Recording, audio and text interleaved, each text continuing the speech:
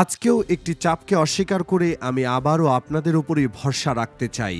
এই পোস্ট দেওয়ার পর আমার কি হবে আমি জানি না। নানামুখী প্রেসারে আমাকে হয়তো পড়তে হবে, হয়তো বিপদেও পড়তে হতে পারে, কিন্তু আওয়ামী লীগ নিষিদ্ধের প্রশ্নে কোনো ধরনের আপোষ করার সুযোগ নেই বলে জানিয়েছেন জাতীয় নাগরিক পার্টির দক্ষিণাঞ্চলের সংগঠক হাসনাত আব্দুল্লাহ। বৃহস্পতিবার ২০ মার্চ সামাজিক মাধ্যম ফেসবুকের এক পোস্টে তিনি এসব কথা বলেন। গত ১১ মার্চ তিনি সহ আরও দুজনকে আসন সমঝোতার ভিত্তিতে আওয়ামী লীগকে পুনর্বাসনের প্রস্তাবের কথা তুলে ধরেন। হাসনাত আব্দুল্লাহ বলেন, আমি সহ আরও দুজনের কাছে ক্যান্টনমেন্ট থেকে এই পরিকল্পনা উপস্থাপন করা হয়। ১১ মার্চ দুপুর ২:৩০টায় আমাদের প্রস্তাব দেওয়া হয়, আসন সমঝোতার বিনিময়ে আমরা যেন এ প্রস্তাব মেনে নেই। আমাদেরকে বলা হয়, এরই মধ্যে একাধিক রাজনৈতিক দলকেও এ প্রস্তাব দেওয়া হয়েছে। তারা শর্ত সাপেক্ষে আওয়ামী লীগ পুনর্বাসনে রাজি হয়েছে। একটি বিরোধী দল থাকার চেয়ে একটি দুর্বল আওয়ামী লীগ সহ একাধিক বিরোধী দল থাকা নাকি ভালো। ফলশ্রুতিতে আপনারা দেখবেন গত ২ দিনে গণমাধ্যমে আওয়ামী লীগের পক্ষে একাধিক রাজনীতিবিদ বয়ান দেওয়া শুরু করেছেন। তিনি বলেন, আমাদের আরও বলা হয়, রিফাইন্ড আওয়ামী লীগ যাদের দিয়ে করা হবে তারা এপ্রিল মে থেকে শেখ পরিবারের অপরাধ স্বীকার করবে, হাসিনাকে অস্বীকার করবে এবং তারা বঙ্গবন্ধুর আওয়ামী লীগ করবে এমন প্রতিশ্রুতি নিয়ে জনগণের সামনে হাজির হবে।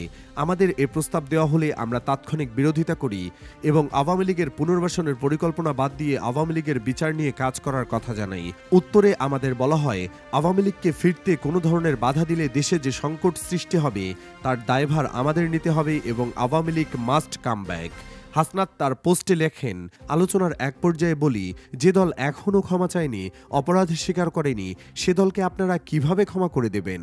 অপরপক্ষ রেগে গিয়ে উত্তর আসে, you people know nothing, you lack wisdom and experience, we are in the service for at least 40 years. তোমরা কিছুই জানো না, তোমাদের প্রজ্ঞা আর অভিজ্ঞতার অভাব আছে। আমরা এখানে ৪০ বছর ধরে আছি, তোমার বয়সের থেকে বেশি। তাছাড়া আওয়ামী লীগ ছাড়া অন্তর্ভুক্তিমূলক নির্বাচন হবে না। তিনি আরও বলেন, এই উত্তরে বলি, আওয়ামী লীগের সঙ্গে কোনো ইনক্লুসিভিটি হতে পারে না। আওয়ামী লীগকে ফেরাতে হলে আমাদের লাশের উপর দিয়ে ফেরাতে হবে। আওয়ামী লীগ ফেরানোর চেষ্টা হলে যে সংকট তৈরি হবে তার দায়ভার আপনাদের নিতে হবে। পরে মিটিং অসমাপ্ত রেখে আমাদের চলে আসতে হয়। হাসনাত লেখেন, জুলাই আন্দোলনের সময় আমাদের দিয়ে অনেক কিছুই করানোর চেষ্টা হয়েছে। কখনো এজেন্সি, কখনো বা ক্যান্টনমেন্ট থেকে নানা ধরনের প্রেসক্রিপশন গ্রহণ করতে চাপ দেওয়া হয়েছে। আমরা ওসব চাপে নতি স্বীকার না করে আপনাদের তথা জনগণের ওপর আস্থা রেখেছি। আপনাদের সঙ্গে নিয়ে হাসিনার চূড়ান্ত পতন ঘটিয়েছি। আজকেও ক্যান্টনমেন্টের চাপকে অস্বীকার করে আমি আবারও আপনাদের ওপরেই ভরসা রাখতে চাই। এ পোস্ট দেওয়ার পর আমার কি হবে আমি জানি না।